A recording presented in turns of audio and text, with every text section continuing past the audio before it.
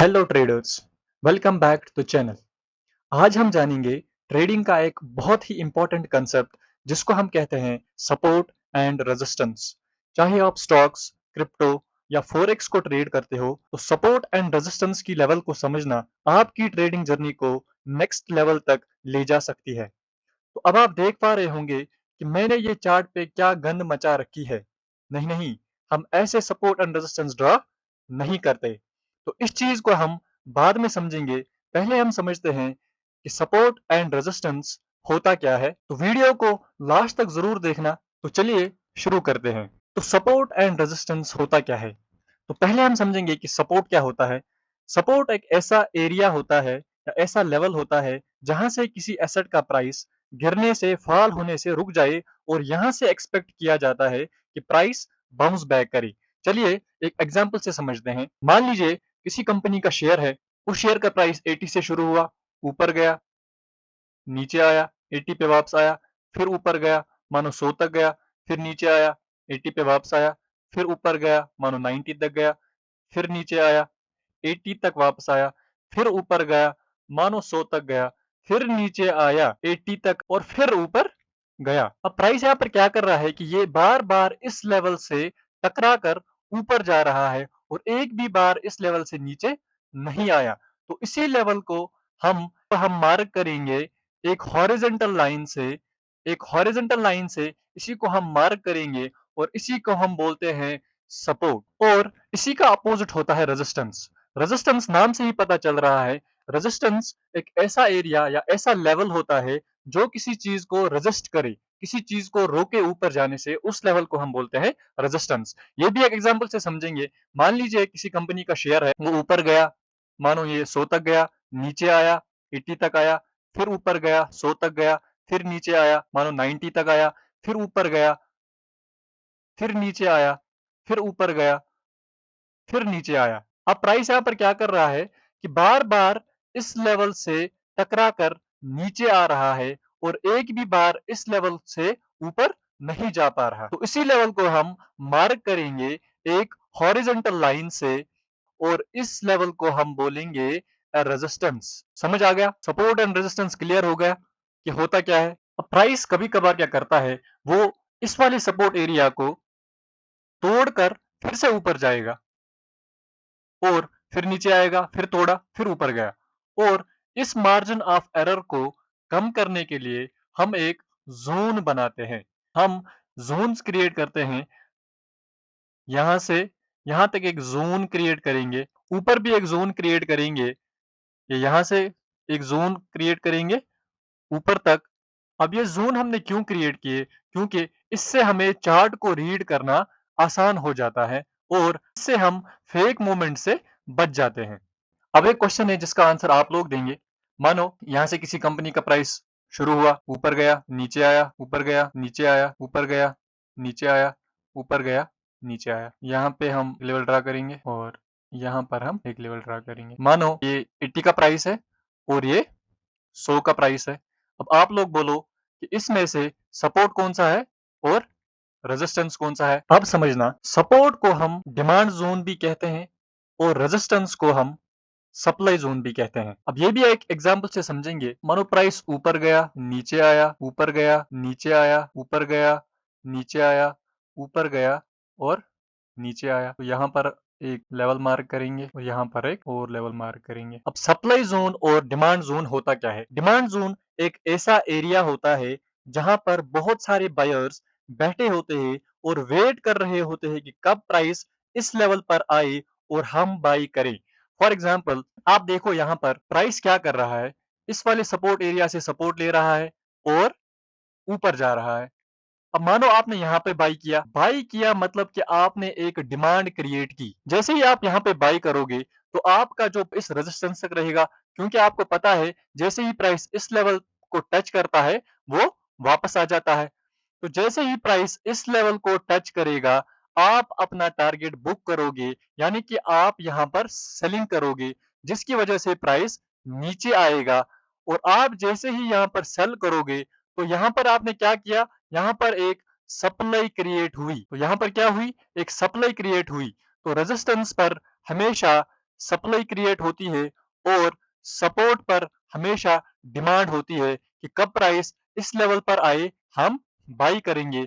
अब क्यों यहाँ पर लोग बाई करते हैं? क्योंकि सपोर्ट पर हमेशा प्राइस हमें कम प्राइस पर मिल रहा है और इसीलिए सपोर्ट हमेशा एक्ट करती है एज ए डिमांड लेवल या एज ए डिमांड जोन। अब एक इंपॉर्टेंट पॉइंट याद रखना, सपोर्ट एंड रेजिस्टेंस एंगल में भी बन सकते हैं, वो हमेशा हॉरिजॉन्टल लाइन जितनी नहीं होती। अब ये क्या मतलब होता है, चलिए एक एग्जांपल से समझेंगे। मान लो किसी कंपनी का शेयर है, यहाँ से स्टार्ट हुआ, ऊपर गया, नीचे आया, ऊपर गया, नीचे आया, ऊपर गया, नीचे आया, ऊपर गया, नीचे आया। तो यहाँ पे आप देख पा रहे होगे कि एक ट्रेंड फॉर्म हो रहा है। तो अब यहाँ से प्राइस किस लेवल पे सपोर्ट ले रहा है? इस लेवल पे सपोर्ट ले रहा है और वापस कहाँ से आ रहा है? इस लेवल से टकरा के वापस आ रहा है। तो इसको हम एक ट्रेंड लाइन भी बोलते हैं। तो प्राइस यहाँ पर क्या कर रहा है कि बार-बार इस लेवल से टकरा कर वापस जा रहा है और ये लेवल एक्ट करेगी एज ए सपोर्ट और बार-बार इस लेवल से टकरा कर वापस आ रही है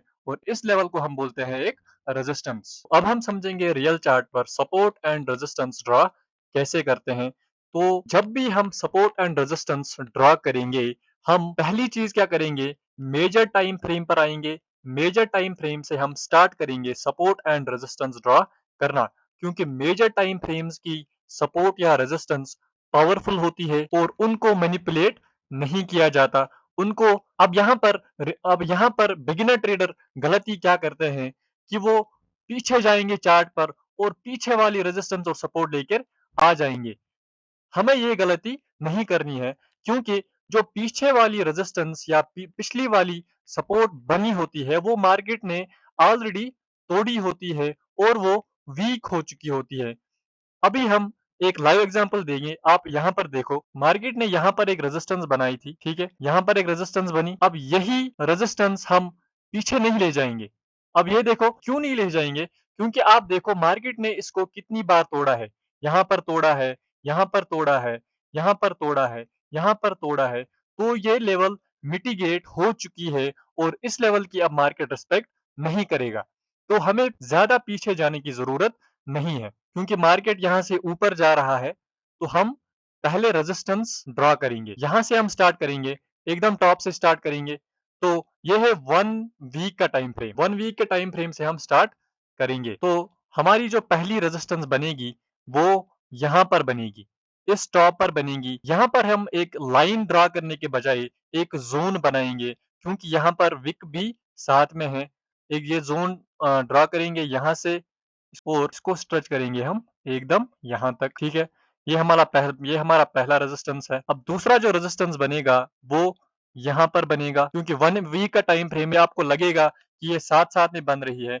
जब हम शिफ्ट करेंगे लोअर टाइम फ्रेम्स पर तो ये इसमें एक अच्छी रेंज ट्रेड करने के लिए बन जाती है। तो यहाँ पर एक रेजिस्टेंस है, यहाँ पर एक रेजिस्टेंस है। तो अब ये जो एरिया हमने छोड़ा, इस वाले एरिया को हम लोअर टाइम फ्रेम्स पर देखेंगे। फिलहाल हम हायर टाइम फ्रेम्स पर इतनी ही रेजिस्टेंस ड्रा करेंगे और अब हम देखेंगे कि सपोर्ट कहाँ कहाँ पर बन रहा है। पहला सपोर्ट हमारा जो बन रहा है वो इस एरिया से हम लाएंगे, इस वाले एरिया से लाएंगे, देखो। और यही मार्केट का एक टर्निंग पॉइंट रहा है। ये हमारा पहला सपोर्ट बना। अब क्या हम ये जो यहाँ पर सपोर्ट बना है, क्या हम ये भी ड्रा करेंगे? आंसर है नहीं। क्यों नहीं करेंगे? क्योंकि मार्केट ने इसको ऑलरेडी ब्रेक किया है। जो लेवल मार्केट ने ऑलरेडी ब्रेक की हुई होगी वो वीक रेजिस्टेंस या वीक सपोर्ट कहलाता है। उसको हम दोबारा ड्रॉ नहीं करते, क्योंकि मार्केट उसकी दोबारा रिस्पेक्ट नहीं करता है। तो हमारा जो दूसरा सपोर्ट बनेगा वो यहाँ बनेगा, जो कि अभी अनमिटिगेटेड है। तीसरा सपोर्ट इस एरिया पर। यहाँ पर सपोर्ट ड्रा करने के बजाय हम एक जोन बनाएंगे। ये एक जोन है, यहाँ से ये यहाँ तक हम शिफ्ट करेंगे। तो ये था हायर टाइम फ्रेम। अब हम करेंगे शिफ्ट 1 डे के टाइम फ्रेम पे। अब आप देखोगे कि हमारा चार्ट अभी कितना क्लियर है, कितना क्लियर हमारा चार्ट है और कितनी एक्यूरेटली हमने सपोर्ट ड्रॉ किया। ये आप देखो, यहाँ से टच करके ऊपर गया, वापस आया, यहाँ से टच करके ऊपर गया। अब हम 1 डे पे देखेंगे। 1 डे पे हमारी जो रेजिस्टेंस है वो कहाँ कहाँ पर बन रही है।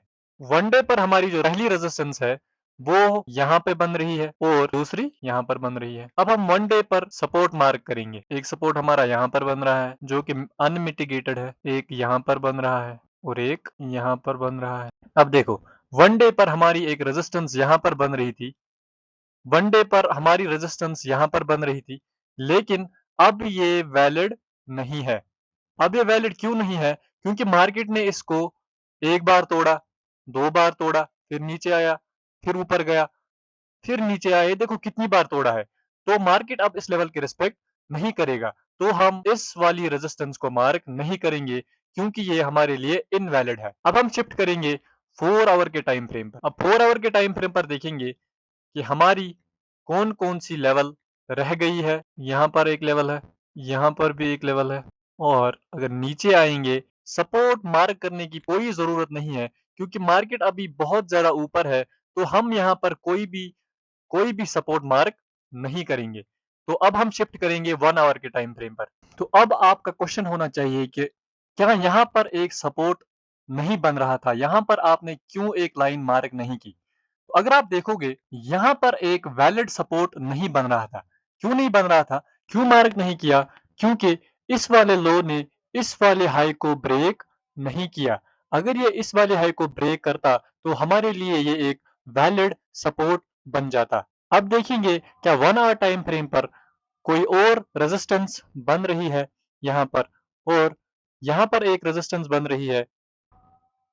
फिलहाल हम 1 आवर टाइम फ्रेम पर इतने ही रेजिस्टेंसेस ड्रा करेंगे और हम शिफ्ट करेंगे 5 मिनट के टाइम फ्रेम पर जो कि हमारा एंट्री मेथड होता है और देखेंगे वहां पर कहां पर रेजिस्टेंस बन रही है और कहां पर सपोर्ट बन रहा है। तो अगर आप यहाँ देखोगे, यहाँ पर हमारा पहला जो रेजिस्टेंस बन रहा है वो बन रहा है यहाँ पे और जो सपोर्ट बन रहा है वो यहाँ पे बन रहा है जो कि अभी फॉर्मेशन में है। तो अगर यहाँ पर आप थोड़ा गौर करोगे तो यहाँ पर एक शार्प सेलिंग आई है। इस वाले एरिया को सकते हैं तो हम यहाँ पर एक सप्लाई जोन बना सकते हैं। तो सप्लाई जोन आपको पता ही है कि सप्लाई जोन एक ऐसा एरिया होता है जहां से एक्सपेक्ट किया जाता है वहां से सेलिंग होगी। तो ये था सपोर्ट एंड रेजिस्टेंस को रियल चार्ट पर ड्रा कैसे करते हैं। तो अब हम समझेंगे the most important support and resistance को ट्रेड कैसे करते हैं। आप सिर्फ सपोर्ट एंड रेजिस्टेंस के बेस पे ट्रेड नहीं कर सकते। अगर आप कंफर्मेशन के साथ ट्रेड करना चाहते हो तो सपोर्ट एंड रेजिस्टेंस को ट्रेंड के साथ मिलाकर एक पावरफुल स्ट्रैटेजी बन सकती है। तो अगर आपको नहीं पता है कि ट्रेंड क्या होता है, हमने ऑलरेडी उस पे एक वीडियो बना के रखा है, आप जाके वो देख सकते हैं, लिंक डिस्क्रिप्शन में दी गई है। तो अगली वीडियो में हम जानेंगे कि ट्रेंड और सपोर्ट के बेसिस पे आप ट्रेड कैसे कर सकते हो। अगर ये वीडियो इंफॉर्मेटिव लगा हो तो वीडियो को लाइक, शेयर एंड सब्सक्राइब जरूर कीजिए। तो चलिए मिलते हैं अगले वीडियो में। Thank you.